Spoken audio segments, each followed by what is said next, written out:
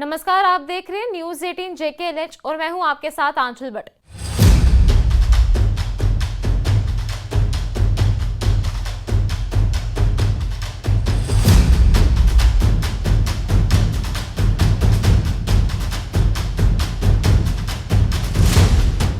Israel द्वारा Iran की धरती पर किए गए सीधे सैन्य हमले ने न केवल तेहरान को झकझोर दिया बल्कि पूरे विश्व को एक और संभावित युद्ध की आशंका से भर दिया है। इस हमले में ईरान के वरिष्ठ रिवोल्यूशनरी गार्ड कमांडरों की मौत हुई, जिसमें गुस्से में उबलते ईरान ने तुरंत जवाबी ड्रोन हमले किए। इस हमले में ईरान के वरिष्ठ रिवोल्यूशनरी गार्ड कमांडरों की मौत हुई, जिसके बाद से तेहरान और तेल अवीव के बीच संघर्ष एक खुली जंग का रूप लेता जा रहा है। एक ऐसा युद्ध जो परमाणु चेतावनियों, साइबर हमलों और तेल आपूर्ति की नाकेबंदी जैसे खतरनाक मोड़ों की ओर बढ़ सकता है। इसी भयावह माहौल के बीच अब चीन ने अंतर्राष्ट्रीय मंच पर अपनी उपस्थिति दर्ज कराई है। बीजिंग ने इस युद्ध जैसे हालात को लेकर गहरी चिंता जताई है और एक तीखी चेतावनी भी दी है। उन्होंने कहा है कि ये रास्ता विनाश की ओर जाता है। चीन ने कहा कि वो हालात पर करीबी नजर रखे हुए है और सभी पक्षों से शांति, संयम और कूटनीति का आग्रह करता है। चीनी विदेश मंत्रालय के प्रवक्ता ने कहा कि हम किसी भी देश की संप्रभुता और क्षेत्रीय अखंडता का उल्लंघन बर्दाश्त नहीं कर सकते। चीन एक तरफा सैन्य कार्रवाइयों और क्षेत्रीय अस्थिरता को बढ़ाने वाले कदमों को कड़ा विरोध करता है। वहीं ये बयान ऐसे समय पर आया जब ईरान इजराइल युद्ध अब महज सेना संघर्ष नहीं रहा, बल्कि दुनिया की सबसे संवेदनशील ऊर्जा आपूर्ति लाइनों में तनाव पैदा हो चुका है। तेल के दाम आसमान छू रहे हैं, खाड़ी देशों में दहशत का माहौल है और अमेरिका खुले तौर पर इजराइल के साथ खड़ा दिखाई दे रहा है। वहीं रूस और कुछ एशियाई शक्तियां चुपचाप स्थिति का आकलन कर रही हैं। इस पूरे समीकरण में चीन की आवाज बेहद अहम मानी जा रही है, क्योंकि वो न केवल ईरान का ऊर्जा साझेदार है, बल्कि इजराइल के साथ भी उसके व्यापारिक रिश्ते हैं। ऐसे में चीन का ये संतुलित लेकिन स्पष्ट रुख दुनिया को ये संदेश देता है कि वो सिर्फ एक मूक दर्शक बनकर नहीं रहने वाला। चीन ने ये भी कहा कि वह मध्यस्थता के लिए रचनात्मक भूमिका निभाने को तैयार है। बीजिंग की ये पेशकश तब आई जब संयुक्त राष्ट्र, यूरोपीय संघ और अरब लीग जैसी वैश्विक संस्थाएं भी स्थिति को संभालने की कोशिश में लगे हुए हैं।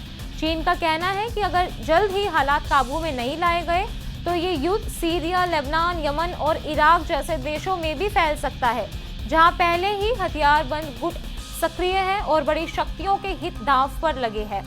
चीन ने अपने बयान में ये भी जोड़ा कि संघर्ष नहीं, संवाद ही आगे को रास्ता है।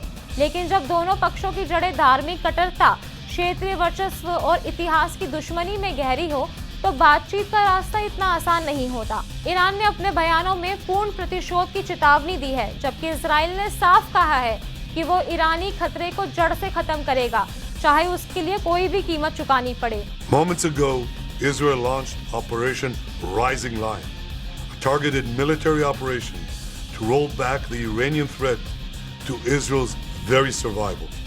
This operation will continue for as many days as it takes to remove this threat. For decades, the tyrants of Tehran have brazenly, openly called for Israel's destruction. They've backed up their genocidal rhetoric with a program to develop nuclear weapons. In recent years, Iran has produced enough highly enriched uranium for 9 atom bombs. 9. In recent months, Iran has taken steps that it has never taken before, steps to weaponize this enriched uranium.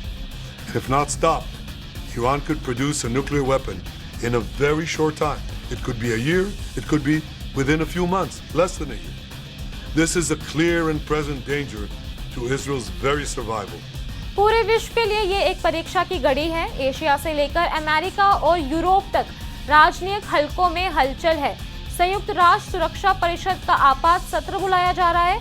हर देश की चिंता एक ही है कि या ये युद्ध सीमित रहेगा या ये तीसरे विश्व युद्ध की दस्तक है। तेहरान ने शुरुआती जवाबी कार्रवाई में इजराइल के कुछ सैन्य ठिकानों पर ड्रोन और मिसाइल हमले किए, जिनमें सीमित नुकसान हुआ, लेकिन संदेश स्पष्ट था, ईरान शांत नहीं बैठेगा।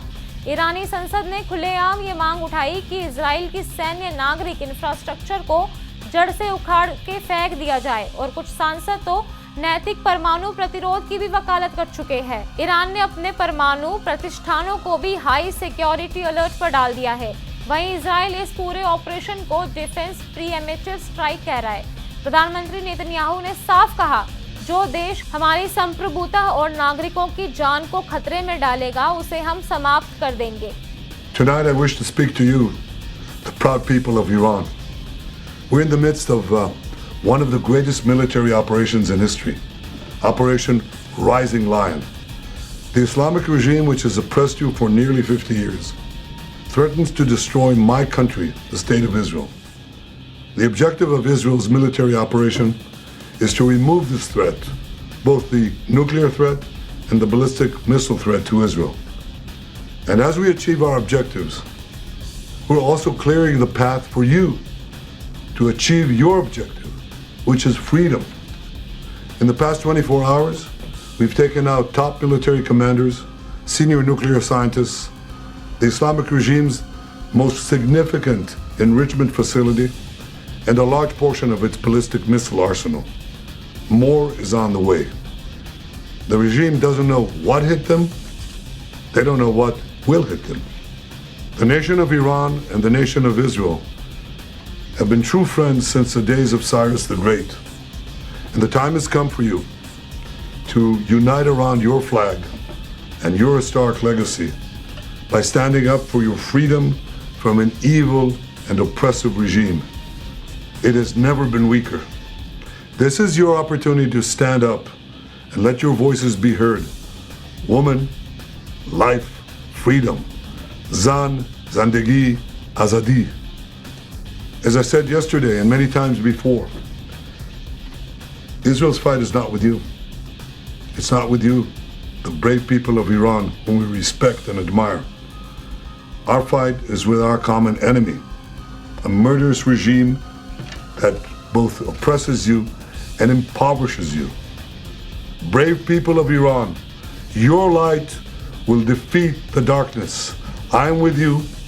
The people of Israel are with you. Israel ने ईरान की जमीन पर विशेष हवाई ऑपरेशन चलाए, जिनमें तेहरान के पास रेवोल्यूशनरी गार्ड के हेडक्वार्टर, मिसाइल डेपो और एक सैटेलाइट संचार केंद्र को निशाना बनाया गया।